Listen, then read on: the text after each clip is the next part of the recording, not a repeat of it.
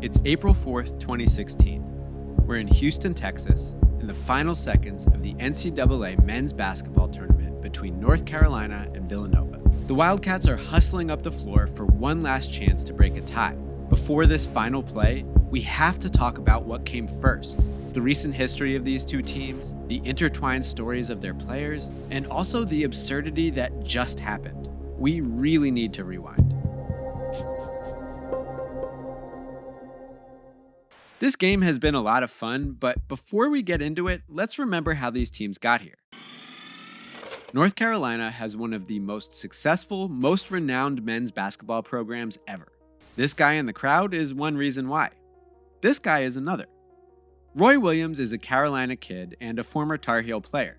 He was an assistant coach for Dean Smith when Jordan and company won it all in 1982. But starting in the late 80s, Williams built his national reputation as the head coach at Kansas.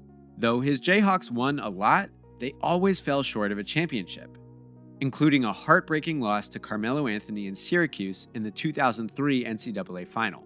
After that defeat, the Tar Heels offered Williams his dream job. UNC was still reeling from its only losing season in over a half century, and unconvinced by Coach Matt Doherty's kinda bounce-back year. Doherty resigned, and Williams took over, swiftly restoring Tar Heel glory. In Williams' second season, he oversaw a squad still led by holdover Doherty recruits and relatively unburdened by schoolwork, it would seem. They outlasted a similarly stacked Illinois squad to win the 2005 NCAA title. Williams continued to draw top recruits, players continued to stick around for multiple seasons, and the Tar Heels won it all again in 2009. Relatively speaking, the years since constitute a bit of a valley. There was an NIT visit, the aforementioned academic scandal, and most recently, some teams that just didn't make much noise in March Madness. But those players are still here. This is an experienced team with a big, powerful, rim-attacking offense. The Tar Heels steamrolled the regular season schedule, took the ACC championship, and beat every opponent in this tournament easily. And if you think that's a super hot run to the tournament, let me introduce you to the Villanova Wildcats. Nova is not the historical tournament stalwart UNC is, though they did win it all as an 8 seed in 1985, upsetting Georgetown with one of the most flawless offensive performances ever. That team was coached by Rolly Massimino, who's here tonight. This team is coached by one of Massimino's proteges, Jay Wright, who's been at Nova since 2001. The Wildcats have made some deep runs under Wright, but not all the way. The only time Wright took Villanova to the Final Four was in 2009, and UNC stomped them en route to their title. This is their first time in the final since '85, and they arrived here on an absolute tear. Villanova was a very good regular season team, winning a school record 35 games. They're driven not by one star, but by a whole lineup perhaps even deeper and more balanced than UNC's. In this tournament, they've hit a whole new level. Nova's top-notch defense froze opponents, and they shot frighteningly well, too. In the last 3 rounds, they've imitated the '85 Wildcats by beating a 3 seed, a 1 seed, and a 2 seed. Only one of those games was even remotely close. They crushed Oklahoma in the Final Four by a score of 95-51. Holding the best scorer in the nation, Buddy Hield, to just 9 points. So this is Buzzsaw versus Buzzsaw. It's no surprise to see two teams with this much electricity locked in a tie. But they didn't get to this point in the usual ways.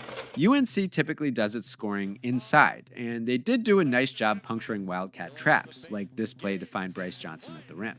But this weak shooting Tar Heel lineup, which only hit 5 or 6 threes per game during the regular season, remarkably hit that threshold with Joel Berry's bucket midway through the first half. Justin Jackson's tray toward the end of that half punctuated a 12-3 run for their biggest lead of the game. These are not numbers you expect from this team. UNC hasn't exactly cooled off since, but Villanova's clearly undone the damage. Even for a deep, balanced team, the leader of that comeback was not who you'd expect.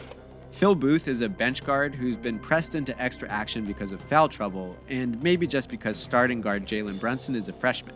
Booth leads the Wildcats in scoring.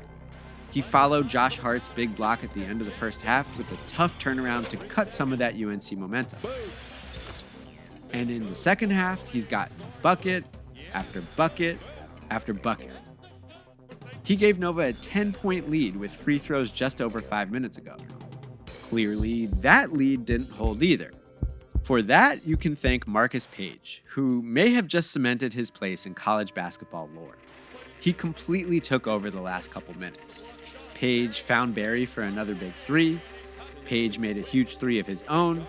Paige missed inside, then simply requisitioned the rebound to correct his error. And with a 3-point deficit and time winding down, Paige hit one of the wildest shots we've ever seen. Villanova's pressure defense did not relent. Switched on to Paige, big man Daniel Ochefu laid out for his steal but missed. Paige immediately pulled up, but Ryan Arcidiacono closed out perfectly, forcing a double clutch. The Wildcats did their job. It didn't matter.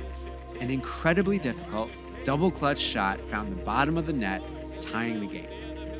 That is one of the most improbable clutch plays in the history of this tournament. But Villanova has enough time left to eclipse it. Let's check out what they're doing and who's doing it. Daniel Ochefu is setting a screen near half court. If you were paying attention, you might have predicted that.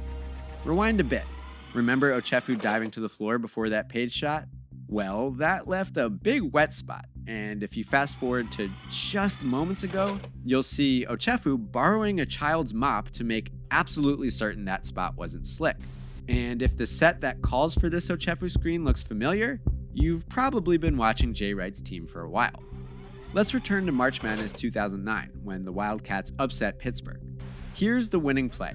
Reggie Redding wanted to inbound the ball to Scotty Reynolds, but met heavy Pitt pressure. So he skipped it over to Dante Cunningham, who delivered the ball to Reynolds, who dribbled into traffic with Redding open as a trailman. Instead of kicking out, Reynolds attacked and had himself a moment. Coach Wright calls this full court set Nova, a nice simple name for a pretty simple play that the Wildcats still use, even though Reynolds kinda spilled the beans after his big shot in 2009. It's something that we do every day in practice. At the end, there's end of the game situations. They face guarded me, and when that happens, Dante makes a flash to the middle of the floor, and I make a second cut away from him, going towards the basket, and we have a stagger going on the opposite side. Yes, that was Coach Wright telling Reynolds to shush. And 7 years later, we can see why. What you're looking at right now is the same basic set. UNC didn't pressure the inbound like Pitt did 7 years ago, so the player in the Reynolds role, Ryan Arcidiacono, got the ball cleanly, then received a screen rather than a handoff from Ochefu. And as the ball crosses midcourt with 3 seconds to go, it looks like Arcidiacono might attack the way Reynolds did. And who better for the job? Arcidiacono is not just this team's senior leader. He is the son of 2 Villanova alumni, and he recently surpassed this guy, Dante Cunningham, to become the program's all-time leader in games played. This final game is Arcidiacono's 144th as a Wildcat. He is Mr. Villanova. This could be a storybook ending. But wait a second. Unlike Reynolds in 2009, Arcidiacono sees the help coming and pitches back to the trailing inbounder. This is Chris Jenkins, and this could be an even more storybook ending. If Jenkins makes something happen here, he'll be beating family. UNC's Nate Britt is his brother.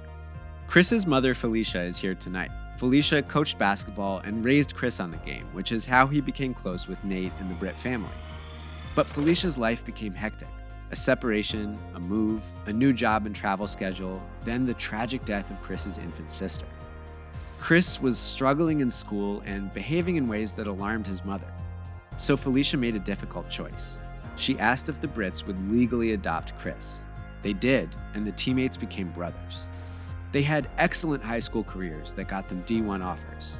After each committed to his school, Nate and Chris watched a 2013 UNC Villanova tournament game together as rivals. Then they went off to school. Now, amazingly, they've reunited as rivals. So far, Felicia, the Brits, and even the players themselves have scrambled to catch both UNC and Villanova games in this tournament. Tonight, they're in one place.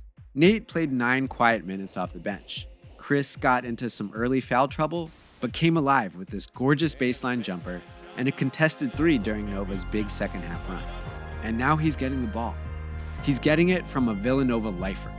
freed by a screen from a foresightful mopper as part of a play call that's helped Coach Jay Wright before in his quest to recreate the glory of '85. That glory is much more distant than that of the Tar Heels, a perennial powerhouse on a tear unmatched by, well, anyone but Villanova. This is an incredible game between two extremely hot teams, and it just saw one of the greatest shots in tournament history. The only thing that can eclipse that dagger is another one. Let's see if Chris Jenkins has it. Welcome to A Moment in History. Archie Diacono off to Jenkins for the win! National championship for Villanova!